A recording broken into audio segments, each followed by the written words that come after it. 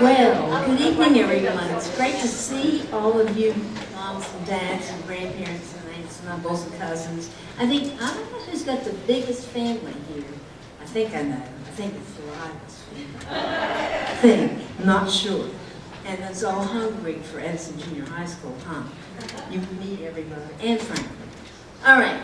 Tonight, I want you to know this is going to be a great Camp Vaudeville show.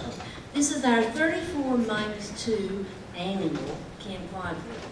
We took off 2 years for that dreaded disease. Remember that? It's a long way off. It's gone. So here we are, and we've got most of our same staff again, which I want to introduce to you.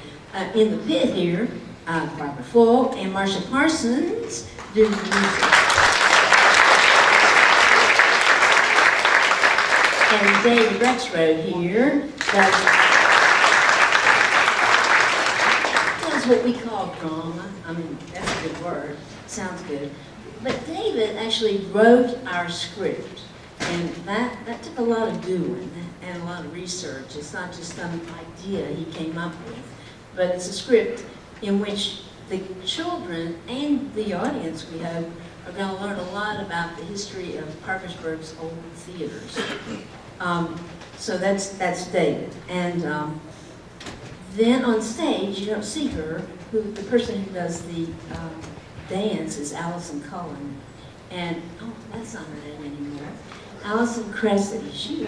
That name lingers. Allison Cressy. That used to be her name. And our helper, Bree. And we've had 2 other high school helpers who've been very useful. We couldn't have done this without those 2.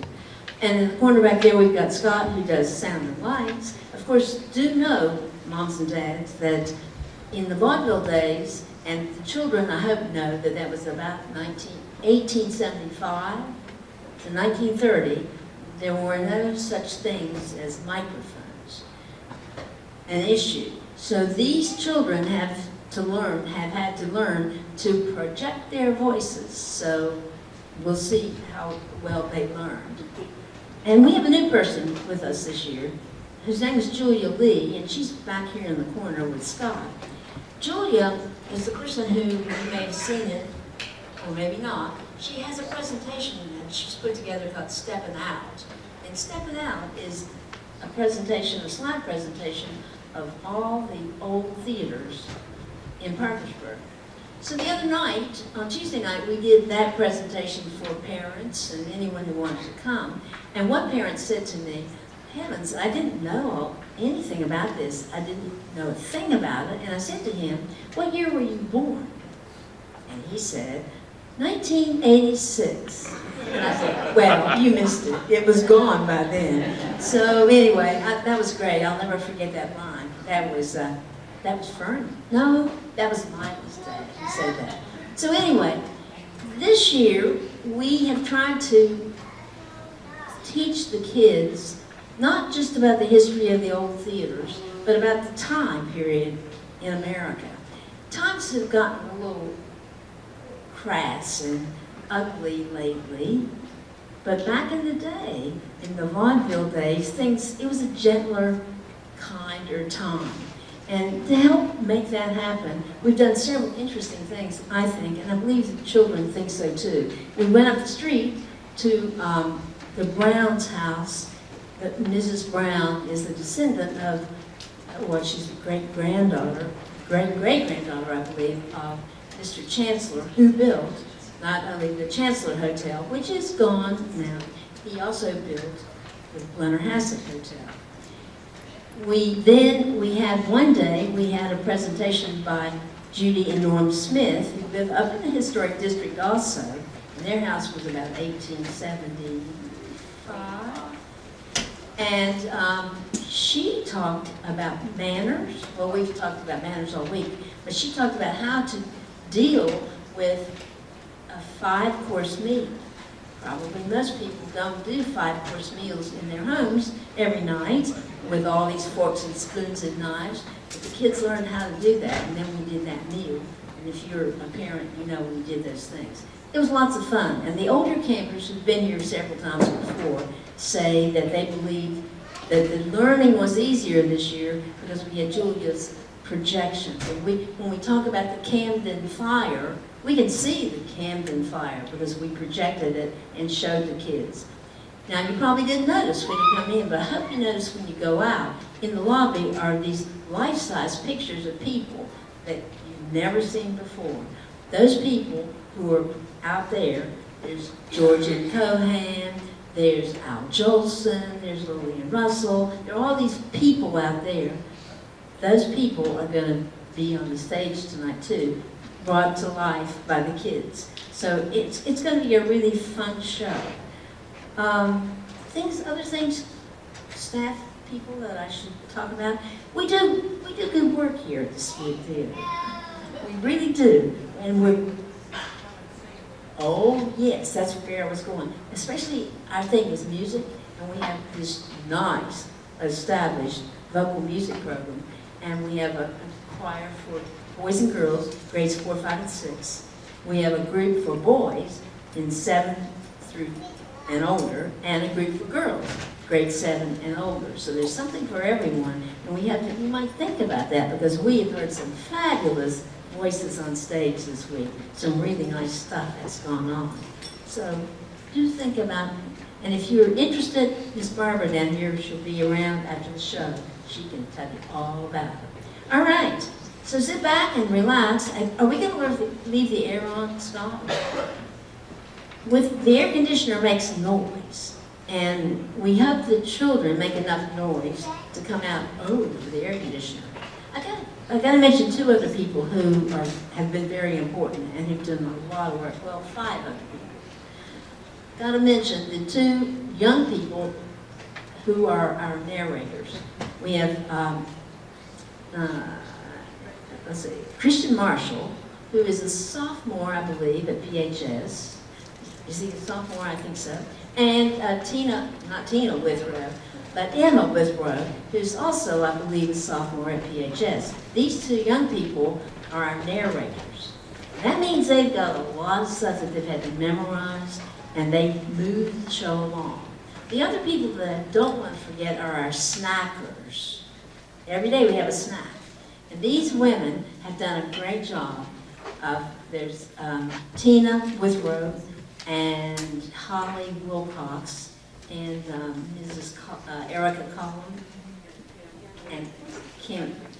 Yeah, and they have helped us. And we actually had snacks that were of the period. Like one day, get this, we had mint juleps. Now, you didn't know that, did you? You didn't know your child had come to the Smoot Theater and been served a mint julep, but we did. It was good. So we did things like that, and they were fun. I'm going to quit talking, and we're going to get on with the show.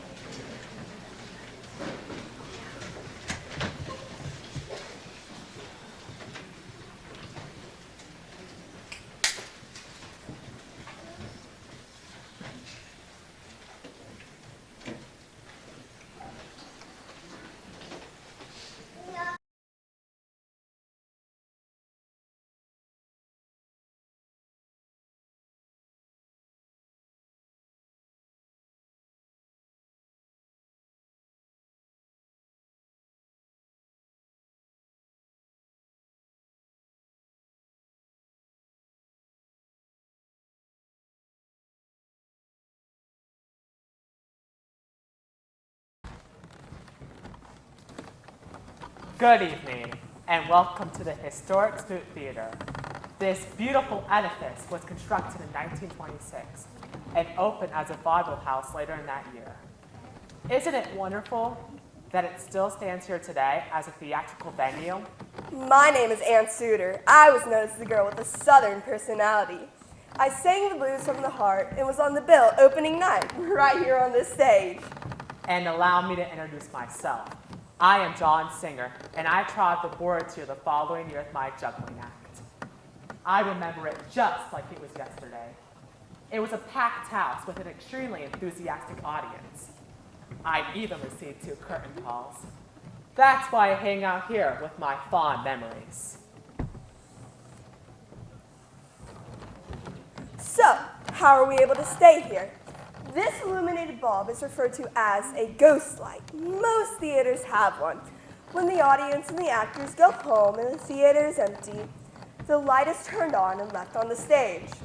Now, there is a very practical reason for this. If someone were to come on stage in the darkened theater, it would give them enough light to move around, and it would cause them not to fall into the orchestra pit. That would not be a pretty sight. But the real reason it's left on is to appease the spirits that inhabit every theater. Oh, yes. The performers do return to their favorite haunt, so to speak, to make certain that the history of the performers and the shows is kept alive. Did you know that there are many spectacular theaters in Parkersburg? Tonight, my fellow performers and I are going to tell you all about them, and so we will be your hosts. I guess you can call me your friendly ghost host. So get ready to be entertained by a whole slew of talented vaudeville stars from days gone by as we explore the singers and dancers and comedians and specialty acts from the vaudeville era that performed in Parkersburg at a theater near you.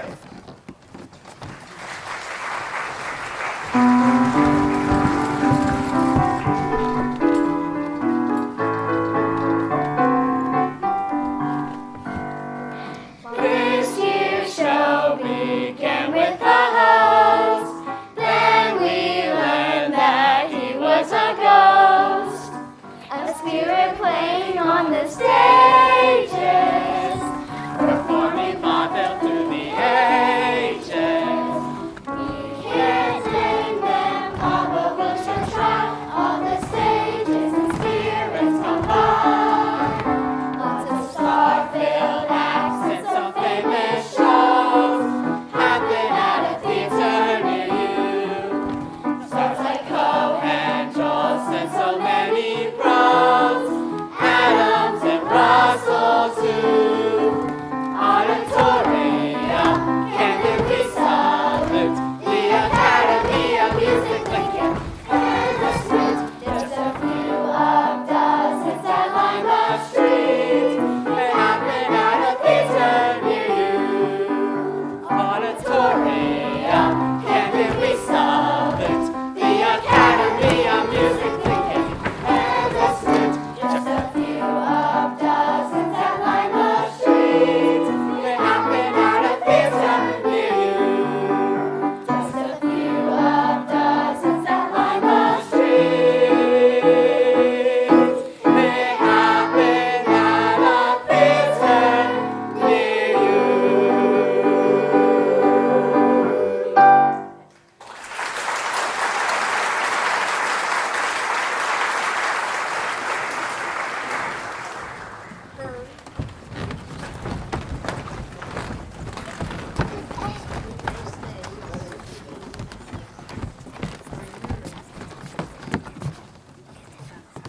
Right around the corner from the Smoot, on Juliana, between 5th and 6th, is one of Parkersburg's earliest theaters. It was called the Academy of Music, and it opened in September of 1883. And the theater was located on the top floor of the building. So the scenery had to be hoisted up by block and tackle. The programs presented there in the early days mostly plays or concerts. Among those listed in the early years was Miss Adelaide Sherry. The ad read, Now, in the 8th year of the great success, as the leading American emotional star, And comedy drama American star. only a farmer's daughter.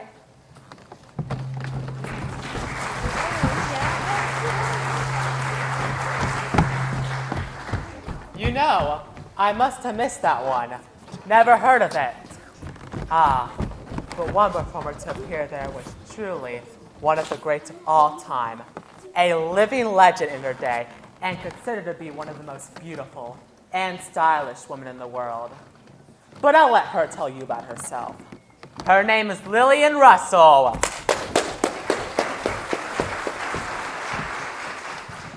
My, it brings back such lovely memories of my tours across America to be here tonight. Where to begin? Well, I made my professional debut at Tony Pastor's famous theater on 14th Street when I was just 19 years old.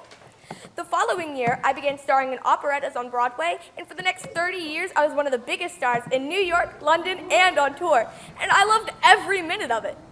When Alexander Graham Bell first introduced the long-distance telephone service in 1890, he asked me to be the voice first carried over the line. So from New York, I sang to audiences in Boston and in Washington, D.C. Oh, and I love to ride my bicycle, which was custom made by Tiffany & Company. It is gold-plated with the handlebars inlaid with mother of pearls, and the diamonds set my initials set in diamonds on the wheel spokes. When I lowered my bicycling suit by 3 whole inches, it was a shocking sensation and set a trend. Ah, yes, I enjoyed life to the fullest, but what I enjoyed most was performing to the crowds of people that turned out everywhere I sang. So tonight, I will be singing to you one of my favorite songs of that era, which is just as beautiful today as it was in 1891. It's called After the Ball.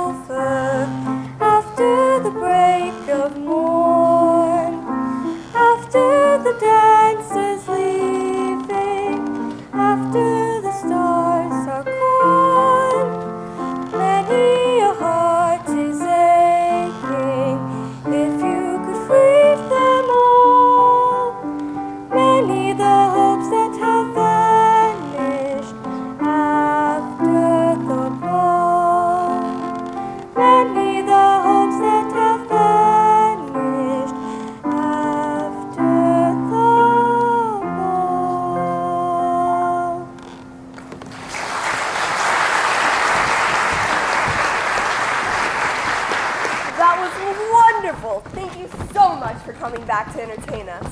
Now, let's float up to the corner of 5th and Avery. That was the site of the Auditorium Theater.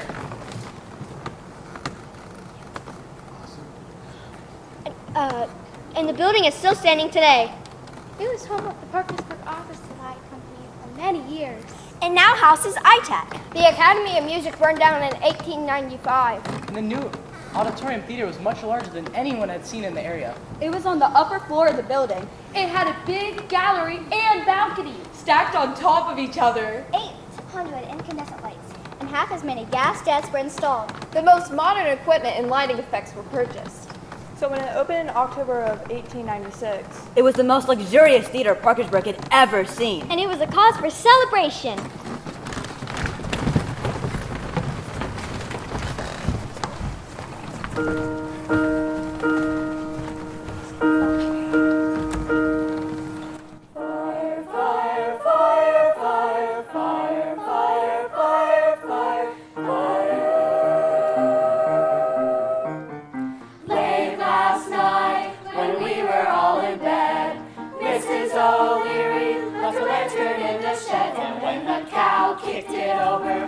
This is what they said, there'll be a hot time in the old town tonight.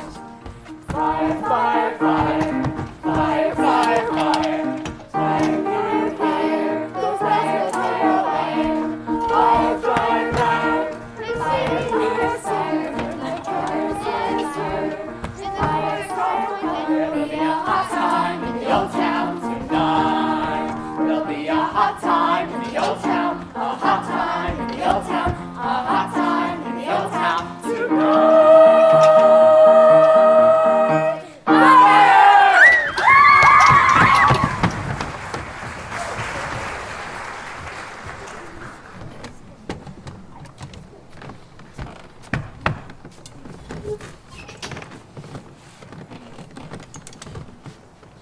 One of the reasons that this was such a good location was the B&O Railroad.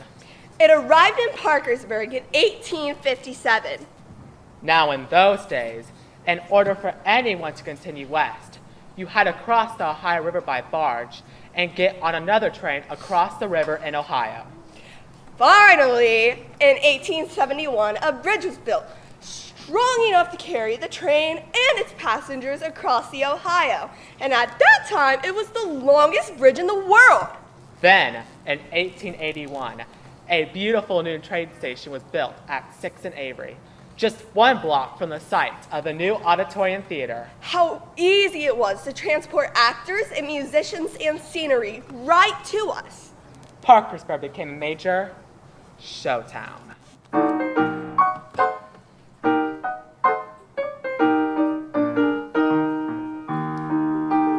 Midnight choo-choo leaves for Alabama. Alabama. I'll be right there. Where you'll be. I've got my fare. Sure you'll be. When I see that rusty-haired conductor man. Where you'll be. I'll grab him by the collar and I'll holler, Alabama, Alabama. Wow. That's where you'll stop your train. That brings me back again, down home where I remain. Where my honey Lamb am. I will be right there with bells when that old conductor yells, all aboard, all aboard, all aboard for Alabama.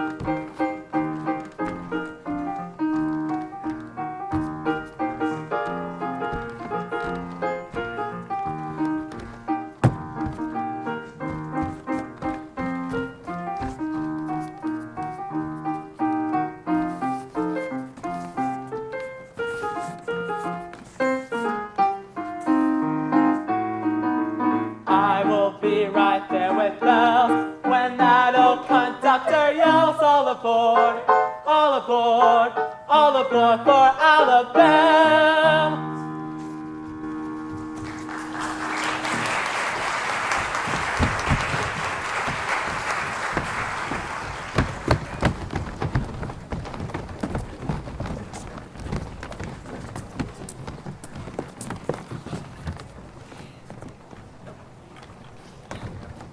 Shows at the auditorium appeared for 1 or 2 nights and then moved on to a new location. Ticket prices were 25 cents, 50 cents, and 75 cents. Within the first year, the theater saw an amazing spectrum of entertainment. James Young, the popular tragedy and starring in Shakespeare's Hamlet. With 12 sets of magnificent scenery specially painted and carried for this production. Field and Hanson's drawing cards, a sterling assemblage of comedians. The Fulton Brothers. Song and dance. The Great Train Robbery. With cartloads of elaborate scenery and properties. Lincoln Elwood. America's male soprano with a voice of rare culture and wardrobe unsurpassed. And the 12 Temptations. The greatest spectacle ever, and 3 acts and 11 full stage scenes. A huge dramatic event including a cast of 60 people. 60! Tickets for the special engagement started at $1.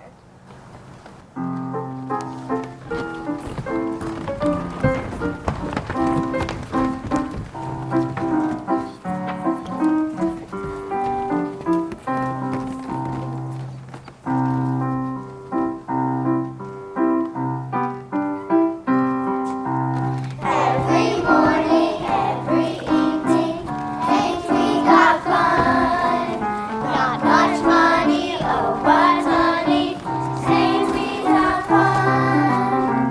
The rest of the year, we haven't a bus, but smiles were made here for people like us. In the winter, in the summer, don't we have fun? Times are bum and getting bummer, still we have fun. There's nothing surer, the rich get rich and the poor get poorer. In the meantime, in between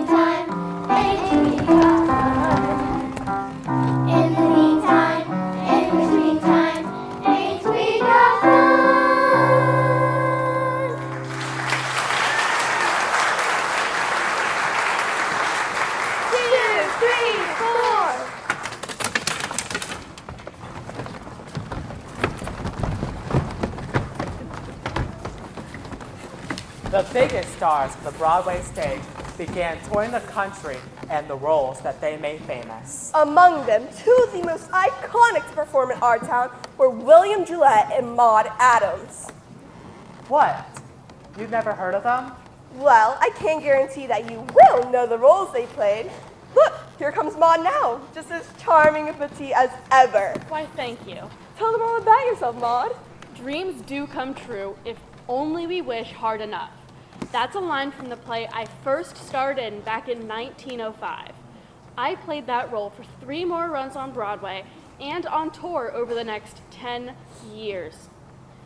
My New York debut was at age 10. Acting is all I've ever known or cared about. The chance of a lifetime came to me when my good friend James M. Barry wrote this play especially for me. I got to be the boy who wouldn't grow up. I'm youth, I'm joy. All the world is made of faith and trust and pixie dust. That's right, I got to be the very first Peter Pan. I loved bringing such happiness to children of all ages across this wonderful country. My dear, I will never forget seeing you as Peter Pan and what your portrayal gave to generations to come. Oh, and here comes William Gillette. I don't think I have to tell you what his famous role was. Good to see you here tonight. I love talking to you about the old days. Likewise. You know we have guests here tonight. Oh, I see. How marvelous. Why don't you tell them a little bit about yourself? Well, at age 20, I left home to pursue a life in the theater and found myself not only being hired as an actor, but also a director and a playwright. You became the first American playwright to achieve true success on British stages with an authentic American play. That brought me to the attention of Arthur Conan Doyle, and he suggested I should tackle a new play based on his Sherlock Holmes stories. And the game was afoot. I sure made good use of the magnifying glass and the violin. I also invented the curved briar pipe, which became a signature look for Holmes. Don't be modest. You went on to play Holmes on Broadway, London, and on tour for the next 25 years for over 1,300 performances. And those of us lucky to see it will always treasure that performance. What can I say? I love the character and performing it as well. Elementary, my dear fellow.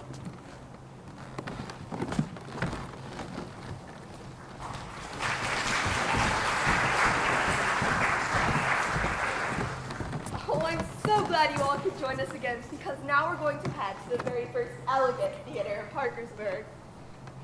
I remember the first time I was there. I thought it was massive and a bit overwhelming.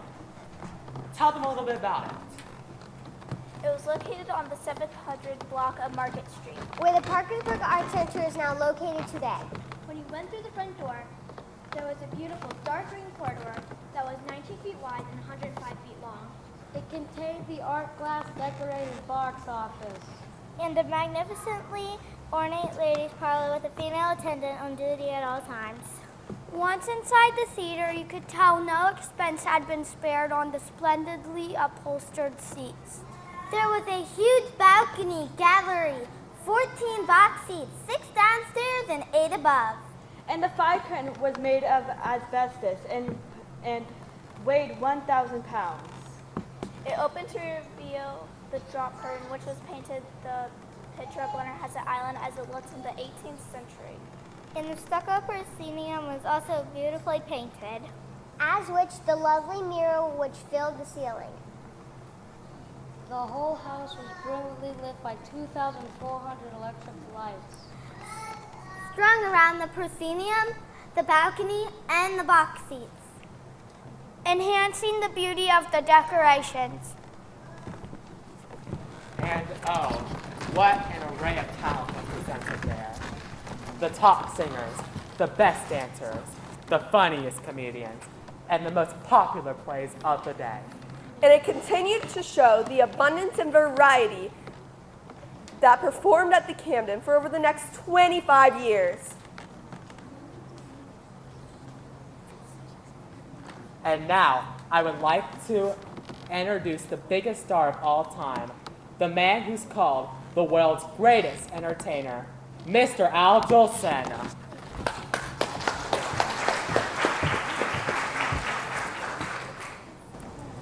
My family immigrated to the United States from Russia when I was 8 years old. And when I was 14, I left home to try my luck in vaudeville. After singing on a revue on Broadway, the Schubert signed me to a 7-year contract, and I began starring in a string of shows which became huge successes.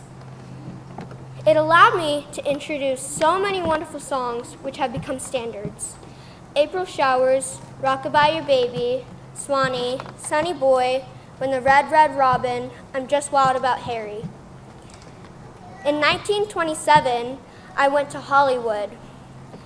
The Warner Brothers had a new process called Vaudeville, which would synchronize sound and motion picture film.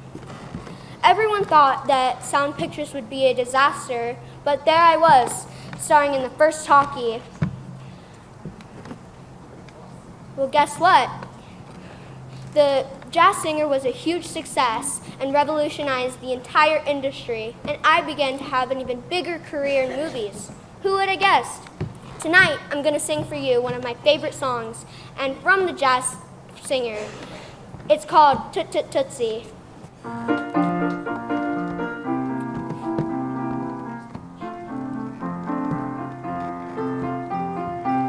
Toot Toot Tootsie, goodbye. Toot Toot Tootsie, don't cry. The choo-choo train that takes me away from you, no words can tell how sad it makes me. Kiss me, Tootsie, and then do it over again. Watch for the mail, I'll never fail. If you don't get a letter, then you know I'm in jail. Toot Toot Tootsie, don't cry. Toot Toot Tootsie, goodbye.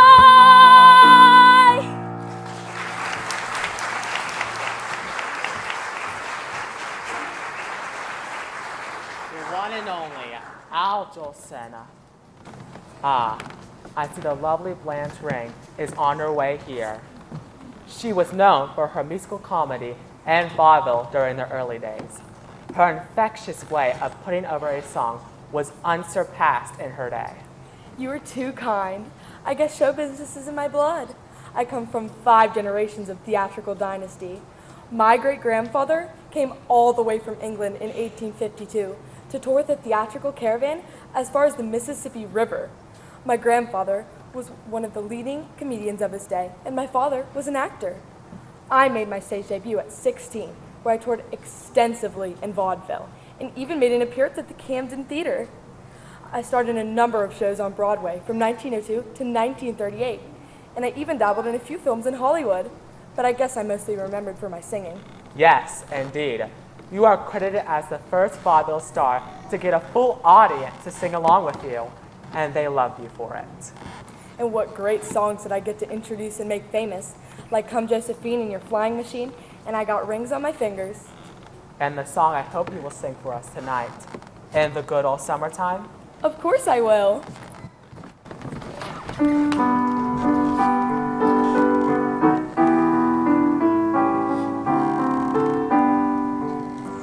In the good old summertime, in the good old summertime, strolling through the shady lanes with your baby mine, you hold her hand and she holds yours, and that's a very good sign that she's your Tootsie Wootsie in the good old summertime. Now sing it along with me, everyone.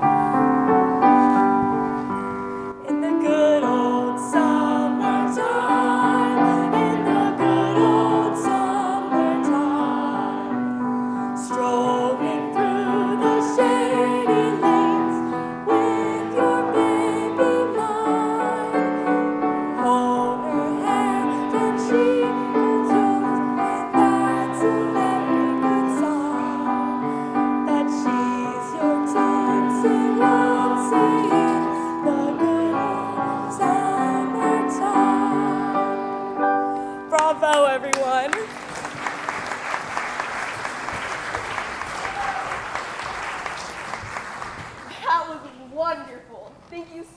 much for coming back to entertain us.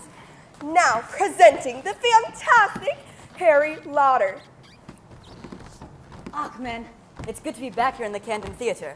You know, I played the Camden more than once. Oh yes, I was so popular they actually asked me back. I guess there's no accounting for some people's tastes, eh? Harry, tell the folks about yourself. Well, I guess it's always good to start at the beginning, and that would be in Edinburgh, Scotland in 1870, when I was born. I made my first public appearance at age 13 in a variety show and won the first prize money. This led to an engagement in Glasgow and later to London. I started writing my own songs at this point, and when I wrote I Love a Lassie, it became a hit and made me a star. I kept writing and singing and joking and entertaining for the next 40 years. I toured the United States 22 times, and I have my own railway train there called the Harry Lauder Special. I must have been doing something right, because they tell me by 1911, I was the highest paid performer in the world. Not bad for a wee lad from Scotland, eh? Now, if you don't mind, I'd like to sing to you one of my most famous songs. You may have even heard it a time or two. I hope it brings a smile to your face and joy to your heart. Let's go. Roman in the Gloamin'.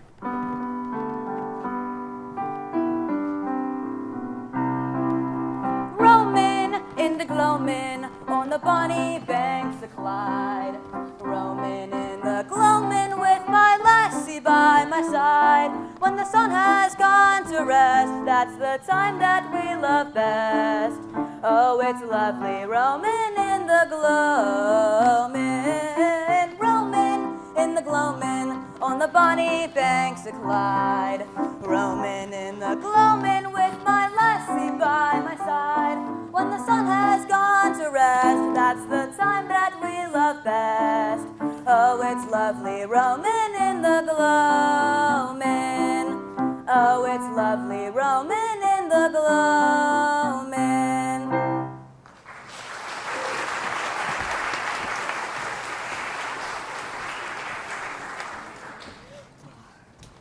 Are you enjoying seeing all of these wonderful performers again?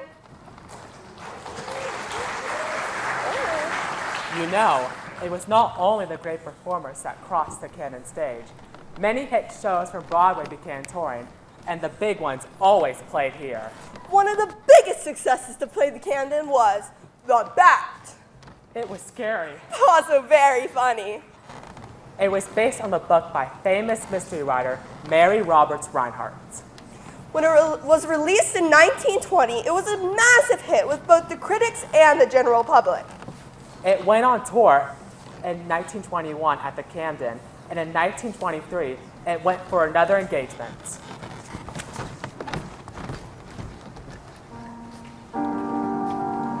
It is a dark and stormy night. Elderly spinster Cornelia Van Gorder has rented the old isolated mansion of Courtney Fleming, a bank president who reportedly died recently. She is staying with her eccentric maid, Lizzie, Dale, her young niece, and Brooks, the newly hired gardener. Cornelia reads from the newspaper.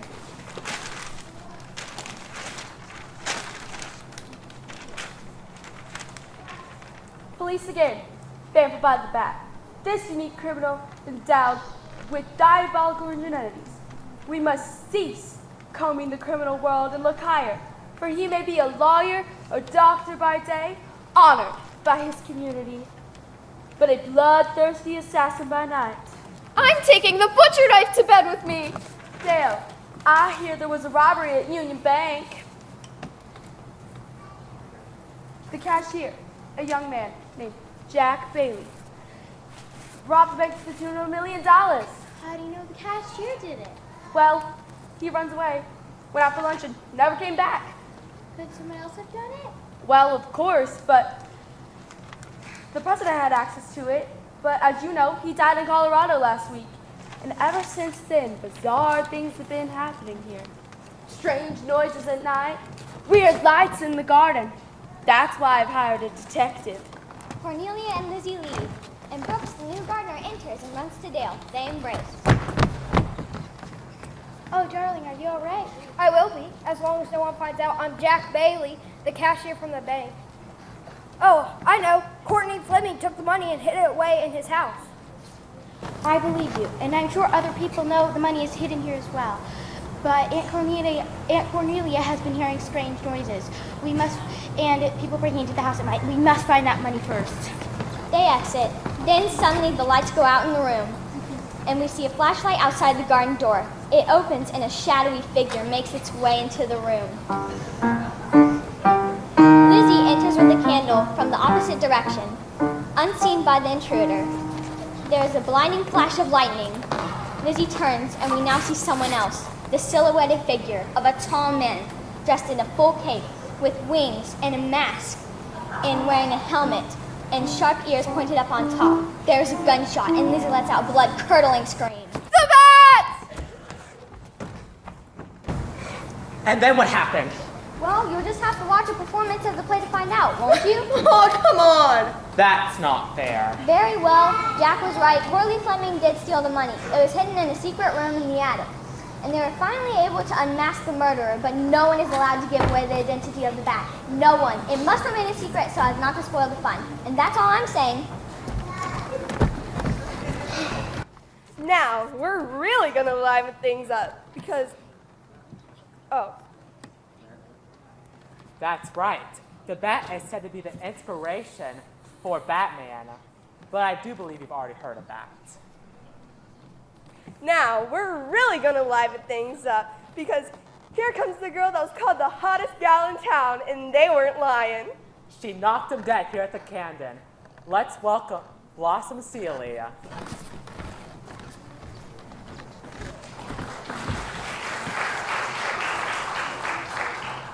Hiya, folks. It's great to be up here singing for you tonight.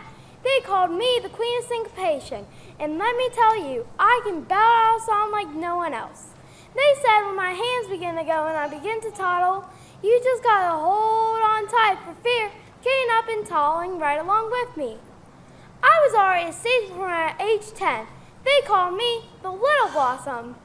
As I grew a bit older, I toured in Vaudeville and learned how to sell a song. I was the one who brought jazz and ragtime into mainstream America. Get this! In 1925, George Gershwin wrote a 23-minute jazz opera called Blue Monday for me and my husband Benny Fields, which we performed at Carnegie Hall, accompanied by Paul Wyman and his orchestra. How about them apples? I became a major recording star and got to introduce a string of hits, like Way Down Yonder in New Orleans, Some These Days, and the song I'm gonna sing for you tonight. So here goes with Yes Sir, That's My Baby.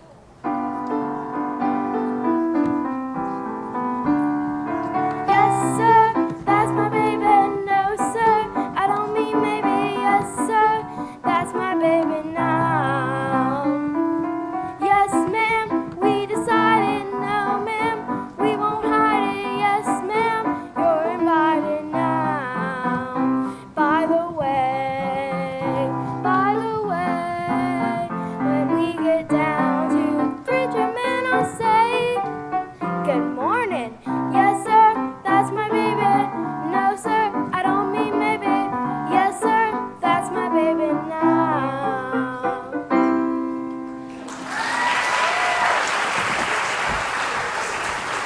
Wow. How do you top that? All I can do is say the next performer was probably the biggest star of the first half of the 20th century. He was known as the man who owned Broadway, and if you don't believe that, there's a statue of him right in the middle of Times Square. He played the Camden to sold-out houses. It's the one and only George M. Cohan.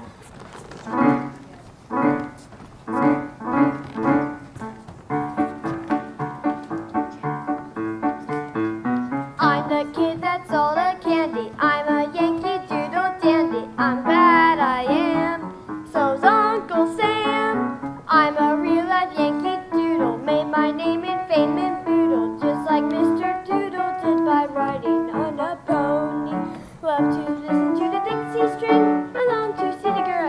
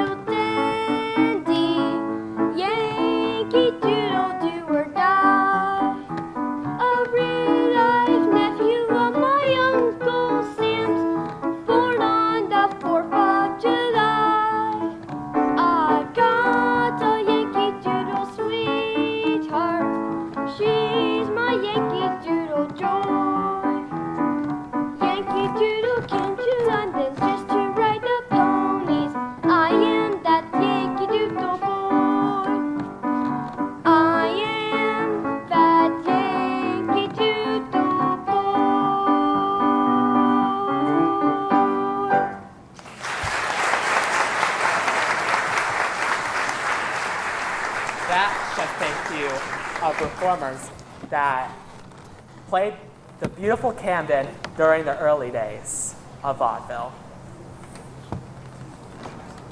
Some of the major silent films of the era were also booked at the Camden, such as the 1921 saga, The Four Horsemen of the Apocalypse, starring Rudolph Valentino, or MGM's World War I epic, The Big Parade.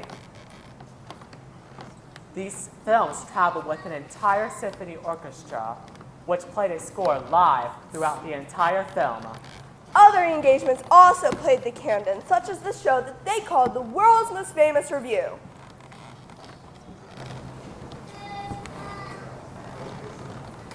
Yes, Earl Carroll's Vanities played at the Camden in 1926, including 100 people with the 50 loveliest girls in America. But those were the days. But unfortunately, they were soon to come to an end.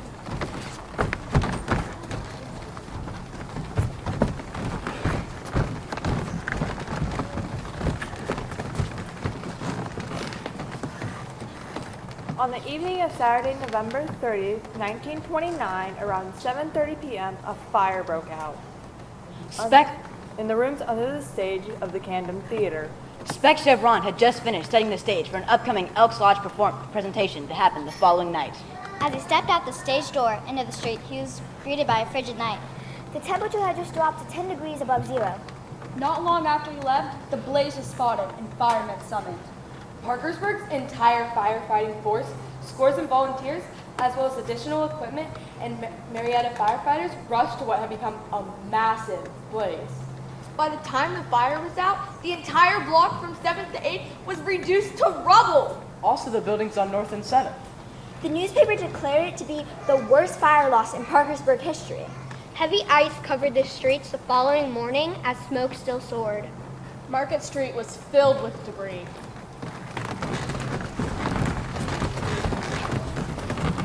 It was a major disaster and a sad ending for one of our brightest gems that has ever graced our city. But in spite of the stock market crash and prohibition, one of the biggest hits of that year was filled with optimism. Come on, let's sing it for him.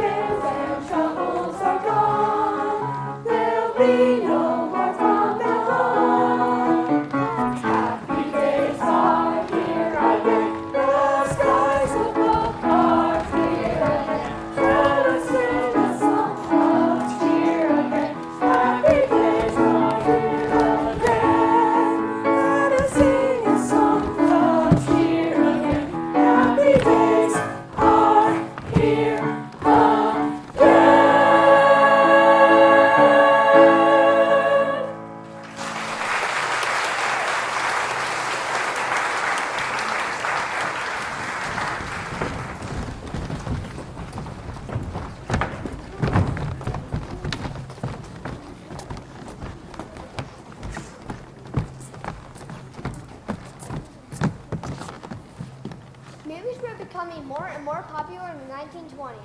And more and more theaters were just being put justice of his front. Potters Board was no exception. One of the earliest was built right around the corner on Market Street. Where Jimmy John's is located today. It opened in 1915 and was called the Strand.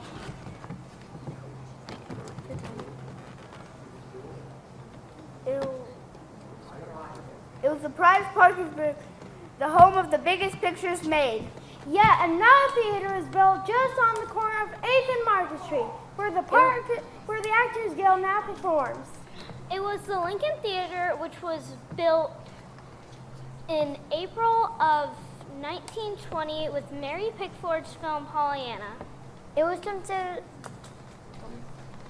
It was an instant success. it was considered a movie theater's class. And first-class pictures played there. Since the era of silent movies, audience were entertained by music throughout the entire film. So they usually had a piano or an organ to play with the movie. Plus a newsreel or short comic. But if you were lucky, you would get a sing-along in which the accompanist would play a hit tune. And the audience would sing along to lyrics being projected on the screen. Come on and see if you know this one.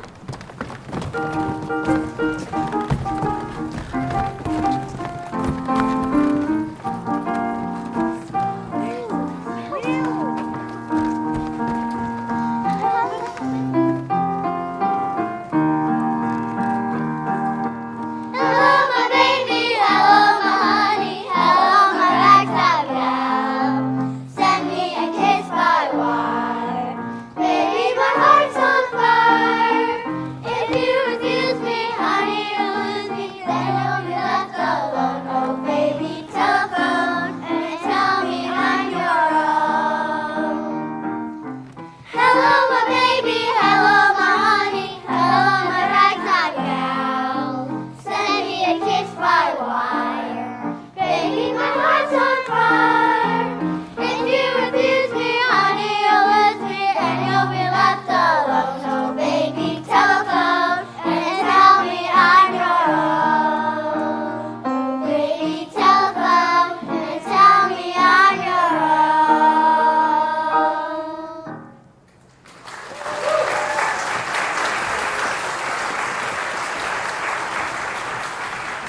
Which brings us right back to where we started, right here at the Smoot Theater. When the Smoot opened in 1926, in addition to a silent film, there was a vaudeville show with 4 acts. Now, before we leave you tonight, we are going to make our own vaudeville show, just like it happened many years ago.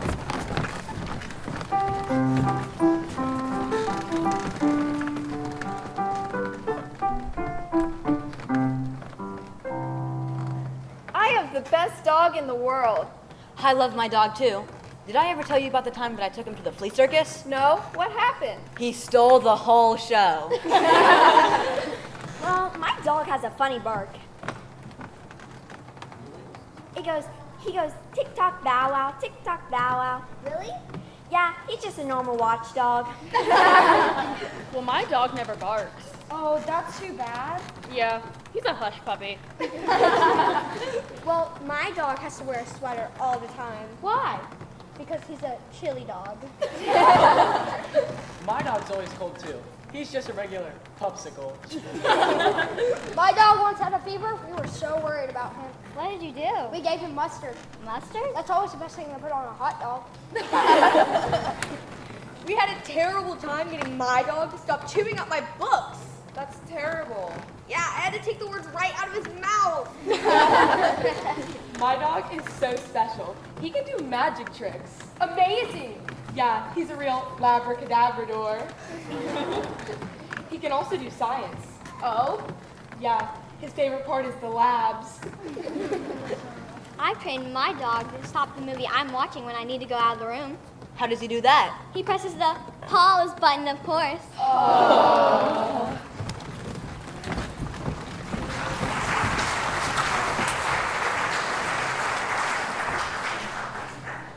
And now, I would like to introduce Anna Offenberg playing her violin solo.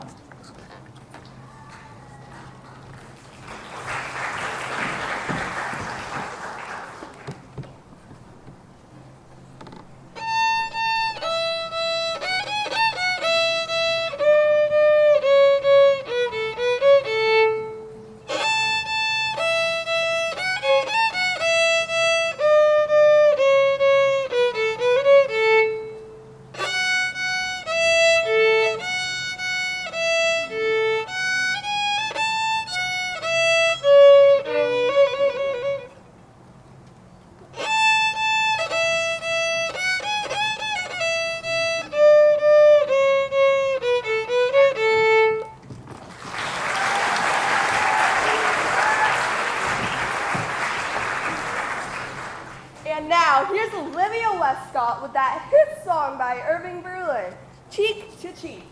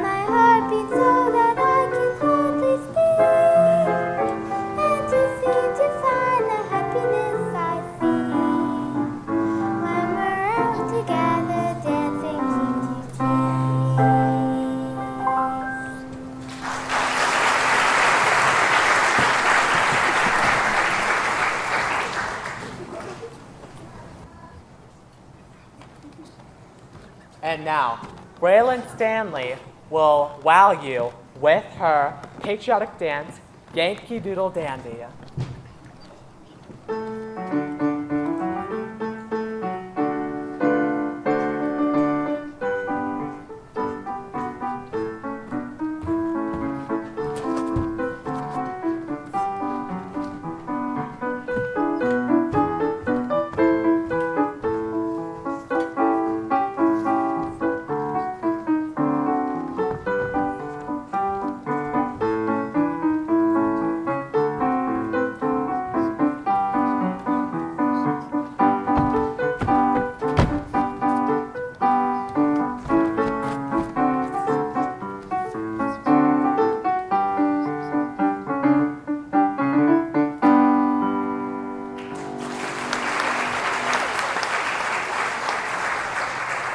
And now, here's a magic act by the three extraordinary marbles.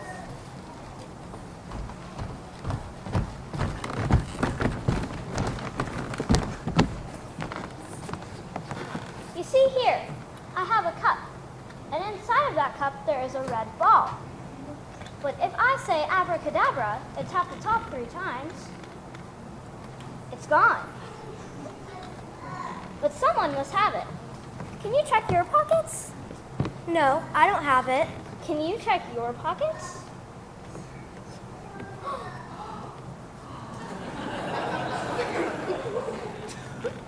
And I can change the colors of the scarf.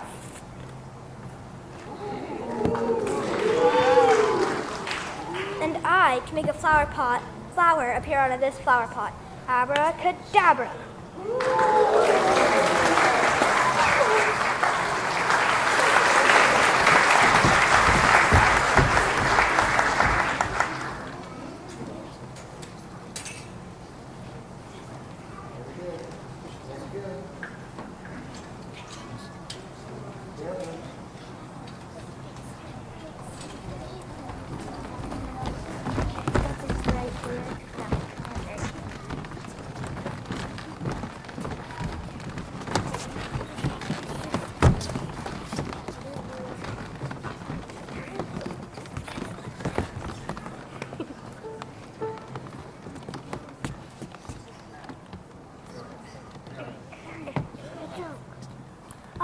I just got back from a trip to the farm.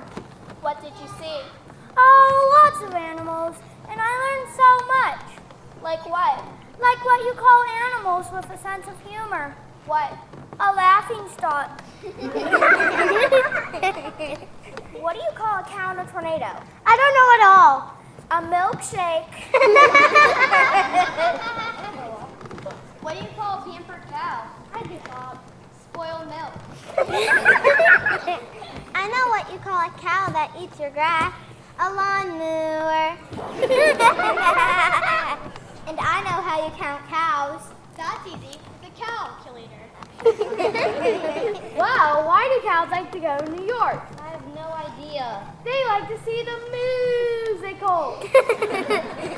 Oh yeah, that reminds me. Do you know my cat's favorite musical? I give up. It's The Sound Music. Guess what my cat eats for breakfast? What are you getting for breakfast? Rice Krispies. What's black and white and red all over? A sunburned penguin. No, a skunk with measles. Well, do you know where that skunk went to school? Don't tell me.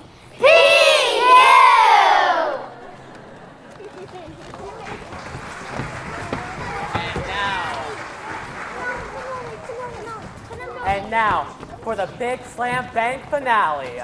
Take it away, everybody.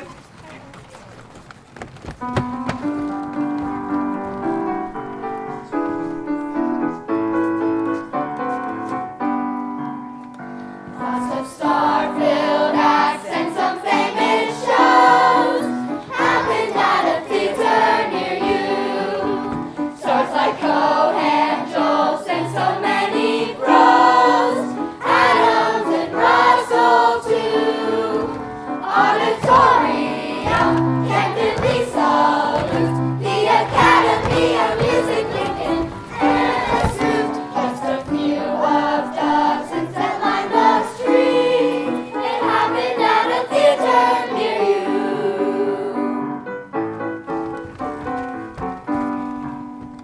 There were stars and shows here on every stage, all at a theater near you.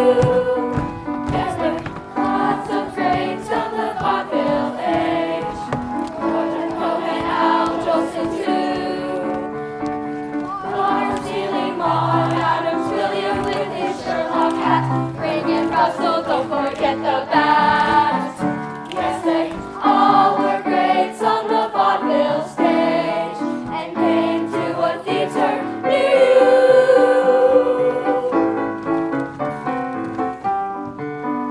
Lots of stars with rags and some famous shows happened at a theater near you.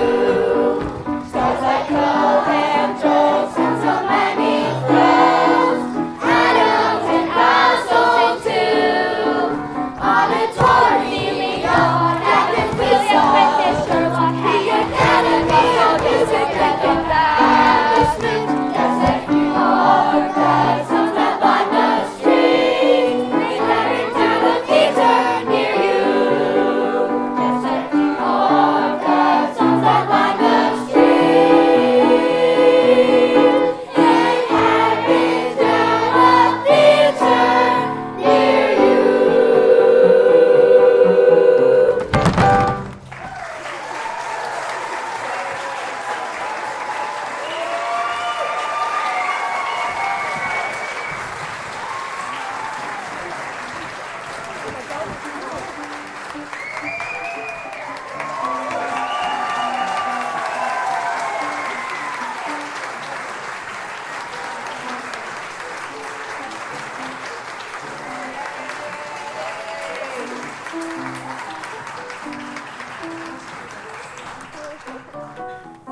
All right, moms and dads, this is a great time if you want pictures. We'll get some house lights on, and you guys and gals stand right where you are, and we'll start this way. We'll excuse this way. So I'll get some house lights.